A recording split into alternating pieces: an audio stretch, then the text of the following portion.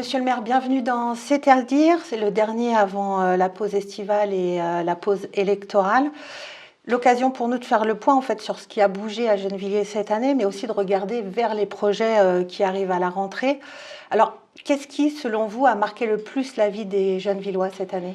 Je crois que le contexte national et international est certainement ce qui marque le plus. Je ne réponds pas directement à votre question, j'imagine qu'elle était locale, mais les guerres, guerre en Ukraine, guerre en Palestine, l'incertitude au niveau des gouvernements avec les dissolutions et puis la pression raciste et islamophobe que l'on peut connaître dans notre pays, je pense que ça marque les habitants de la ville.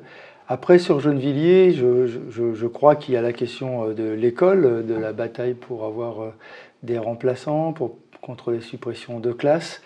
Il y a la question plus festive, c'est-à-dire avec le carnaval, avec la culture autour de Trésors de banlieue, ça a dû marquer aussi les habitants. Et puis sur des côtés plus négatifs, la difficulté pour avoir un logement ou changer de logement, qui est une question nationale, enfin métropolitaine, mais gennevilloise aussi, et il y a de plus en plus de personnes qui souffrent. Alors si en 3 mots, vous résumiez, en 3 mots, vous résumiez 2024-2025. Alors ça dépend si c'est à l'échelle nationale ou locale. Plutôt locale. Mais plutôt locale, je dirais stressante, puisqu'on subit quand même ce qui se passe nationalement.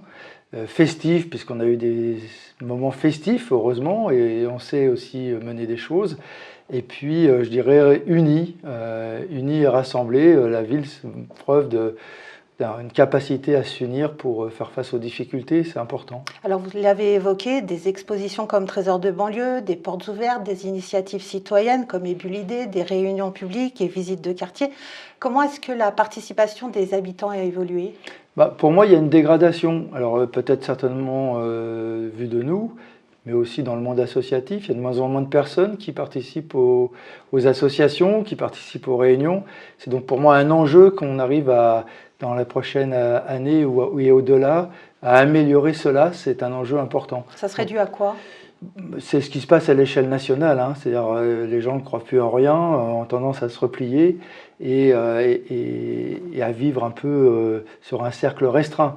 Le monde associatif souffre, il y a de moins en moins de personnes qui veulent prendre des responsabilités. Il y a des bénévoles, on en trouve, on le voit bien aux distributions alimentaires, mais pour prendre la responsabilité, ça c'est autre chose. Et du coup, comment est-ce que vous allez faire pour remettre un petit peu d'énergie ? On va essayer de redynamiser. D'abord, on a une question, nous, d'aller encore plus au contact des gens pour décider avec eux. Il ne s'agit pas d'aller les voir, mais il faut décider avec eux. Ça va nous demander plus d'efforts de notre part, mais c'est à mon avis capital pour arriver à enclencher des dynamiques citoyennes dans notre ville. Et puis, on va essayer de favoriser le développement associatif en valorisant le monde associatif, le bénévolat et la prise de responsabilité. Côté urbanisme et cadre de vie, plusieurs quartiers sont en transformation, notamment les Agnettes et les Chantraines. Quel changement concret pour les habitants ? Ce ne sera pas tout de suite, c'est ça le problème. On ne peut pas dire que je suis électoraliste parce que les habitants vont rencontrer que des problèmes au moment des élections et on verra les résultats après les élections puisque les constructions de logements aboutiront après 2026 et les changements des Agnettes, on en voit déjà des traces. Les rues refaites autour du centre Saadapsi, la nouvelle école, on voit bien quelle image on veut donner de ce nouveau quartier et pour les habitants, sans chasser les gens. C'est ça qui est extrêmement important, c'est-à-dire qu'on ne vire pas les gens, contrairement à beaucoup d'autres villes qui modifient leur ville, mais modifient la population aussi. Ici, les Gennevillois restent. Et donc c'est l'enjeu, c'est aussi pour ça que c'est plus long, parce que ça nécessite plus d'investissement public, plus de doigté pour travailler sans chasser les personnes. Alors en ce qui concerne les Chantraines, les travaux ont du retard. C'est dû à quoi ces retards ? Les retards sont de plusieurs natures. On a eu la Covid qui nous avait retardé un petit peu, mais ce n'est pas l'axe essentiel. Les prix, c'est-à-dire qu'on a été obligé de refaire des appels d'offres puisque les prix étaient trop élevés. Et donc, on a été obligé de recommencer pour ne pas dilapider l'argent public et d'avoir des entreprises sérieuses et pas de prendre des entreprises, certes peut-être des fois les moins chères, mais celles aussi, on l'a vu sur quelques opérations, nous créent le plus de difficultés. Donc ça, c'est la raison essentielle. Et puis, le temps d'étude et de travail sur les permis de construire en lien avec la préfecture, tout ça ne nous met pas en avance. Mais les travaux commenceront en 2026. Et une date de fin ?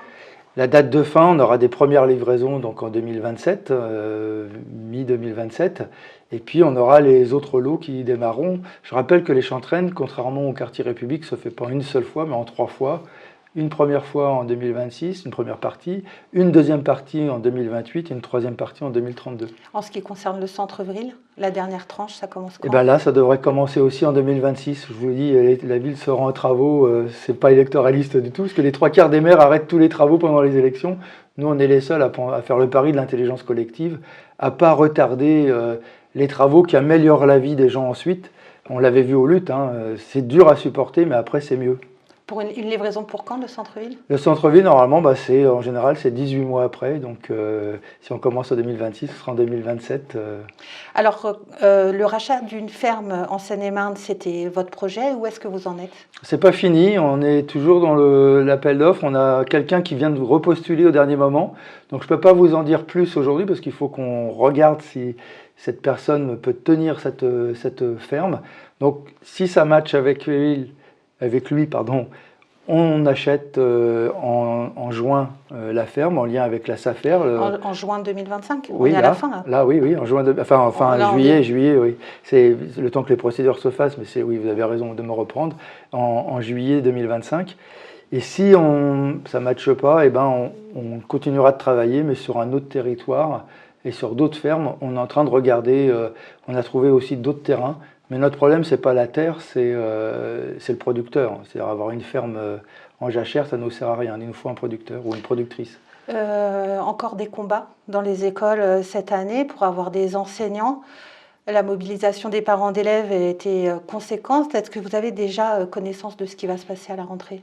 Il y a déjà des acquis grâce aux actions des parents et des enseignants, puisqu'il y a des classes qui devaient être supprimées qui ne sont plus supprimées là, à l'heure où je vous parle, et d'autres qui seront comptées à la rentrée. Donc il y avait vraiment un problème de chiffres entre l'éducation nationale et nous, on n'avait pas les mêmes chiffres visiblement, et donc ce travail-là, on va le poursuivre, et on continue de faire pression. Le tout, c'est aussi d'avoir des enseignants en poste, c'est-à-dire il y a non-fermeture, et d'avoir des enseignants en place.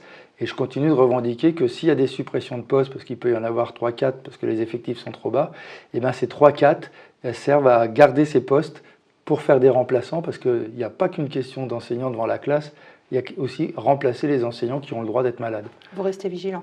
Oui, c'est une vigilance importante. Du coup, à la rentrée, quel grand chantier à venir? Les grands chantiers, il faut qu'on surveille le début des travaux au centre-ville qui doit se faire. Pareil, au niveau des Chantraines. On va avoir la halle des Grésillons qui est plus en chantier mais qui devrait se remplir à partir de juillet, du 2 juillet. Normalement, ceux qui ont été retenus devraient rentrer dans la halle des Grésillons pour installer leur activité. On fera une inauguration certainement en septembre.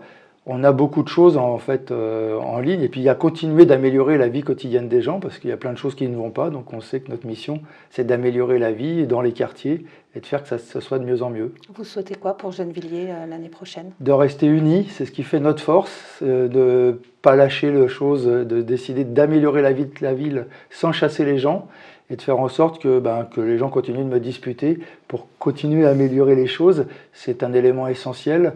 Et puis, comparé avec ce qui se passe ailleurs, vous verrez, des fois, c'est pas plus mal à Gennevilliers. On arrête là. Je vous souhaite un bel été.